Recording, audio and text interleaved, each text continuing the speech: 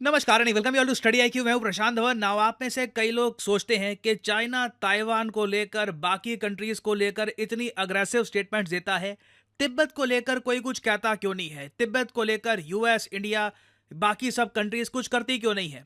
मैं आपको बता दूं, आने वाले 2 से 3 सालों में लगातार, उसके आगे भी हो सकता है वैसे, बट एटलीस्ट मैं कहूंगा आने वाले 2 से 3 सालों में तिब्बत बहुत ज़्यादा न्यूज़ में रहेगा और यूएस और इंडिया मिलकर तिब्बत को लेकर बड़े स्टेप्स उठाने वाले हैं। नाउ रिसेंटली G7 समिट हुआ है इटली में। पीएम मोदी दुनिया भर के वर्ल्ड लीडर से वहां पर मिले। ऑब्वियसली जो बाइडेन से भी इनकी यहां पर मीटिंग हुई, 1-to-1 मीटिंग। और उसी दौरान एक बहुत ही इंपॉर्टेंट न्यूज सामने आती है कि बहुत ही जल्द, ये आपको कुछ ही हफ्तों में दिख जाएगा, एक बड़ी अमेरिकन टीम इंडिया आएगी। ना जब मैं कहता हूं टीम, इसका मतलब ये नहीं है कि इनकी क्रिकेट टीम इंडिया में आ जाएगी, हालांकि वो भी काफी पॉपुलर है आज के समय। मैं यहाँ पे बात कर रहा हूं पावरफुल अमेरिकन पॉलिटिशियंस की।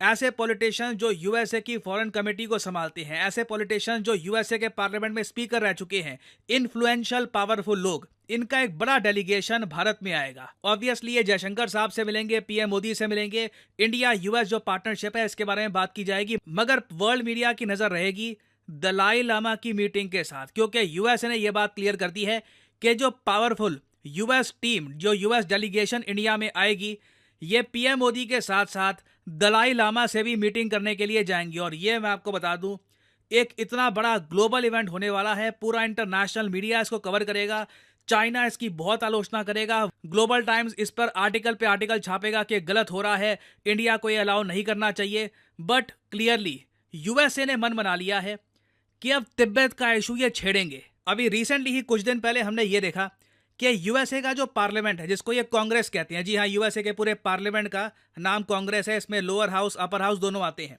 वहां पे एक बिल पास हुआ, बिल है नई तिब्बत पॉलिसी को लेकर। इस बिल में देखिए, सबसे इंटरेस्टिंग बात यह है कि एक बहुत ही बड़ा सवाल ये उठा देगा कि क्या जेन्युइनली तिब्बत चाइना का पार्ट है। यहां पे आप देख पाएंगे, साउथ चाइना मॉर्निंग पोस्ट का आर्टिकल है, US law makers pass Tibet policy bill that questions China's claim over reason.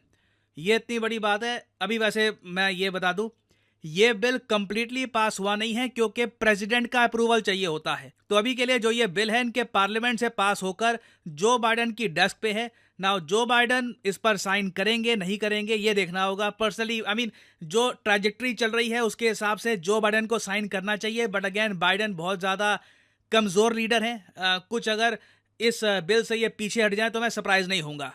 But अभी के लिए अगर हम बात करें, एज ऑफ नाउ यूएसए ने अपनी पूरी अटेंशन इस इशू पर लगा दी है कि चाइना का कंट्रोल तिब्बत पे आखिर है क्यों। चाइना ने आक्रमण करके, इन्वेजन करके तिब्बत को कब्जा लिया था। इंडिया की एक बार को मजबूरी है। इंडिया ने जवाहरलाल नेहरू के टाइम में, बाद में अटल बिहारी वाजपेयी जी के टाइम में ऑफिशियली रिटर्न फॉर्म में यह कह दिया था कि तिब्बत चाइना का पार्ट है, मगर यूएस ने तो कभी ऐसा कुछ किया नहीं। तो यूएस अब एक्सप्लोर करेगा यह पॉसिबिलिटी। और साथ ही साथ एक और न्यूज़ ये भी सर्कुलेट हो रही है कि इंडिया हो सकता है कि तिब्बत के बहुत सारी लोकेशंस के नाम चेंज करे, 30 से ऊपर लोकेशंस के नाम चेंज करे। हालांकि गवर्नमेंट ऑफ इंडिया ने ऑफिशियली इसको लेकर कोई स्टेटमेंट दी नहीं है। हो सकता है कि लास्ट मोमेंट पर इसको डिले कर दिया जाए कि 1-2 साल बाद देखेंगे इसको। बट इसको लेकर बहुत सारी रिपोर्ट्स आ रही हैं कि इंटरनली इस पर विचार हो रहा है कि जिस तरीके से चाइना अरुणाचल प्रदेश की लोकेशंस के नाम बदलता रहता है, हम भी सेम करेंगे तिब्बत को लेकर। तो चाहे यूएस हो चाहे इंडिया हो, तिब्बत अचानक से एक बहुत ही इंपॉर्टेंट हॉट टॉपिक बन चुका है। और इसके पीछे एक बहुत ही बड़ा रीजन भी है। नाउ रीजन समझाने से पहले वैसे मैं ये ऐड कर दूं कि हो सकता है कि आप में से कुछ लोग कहे कि मैंने तिब्बत का जो मैप है थंबनेल पर ये थोड़ा छोटा दिखाया है, जो एक्चुअल मैप है, हिस्टोरिकल मैप है तिब्बत का, ये काफ़ी बड़ा है। देखिए, अभी मैं जो चाइना ने मेन ऑटोनोमस रीजन बना रखा है तिब्बत का, उसकी बात कर रहा हूँ, तो इसलिए मैंने ये मैप यहाँ पर यूज़ किया है। बाकी आई एम अवेयर जो एक्चुअल मैप है तिब्बत का, ये काफ़ी बड़ा है। और एक बहुत ही इंटरेस्टिंग बात यह है कि चाइना की 94% आबादी इस तरफ रहती है, in the eastern side of China. ये मेन चाइना है।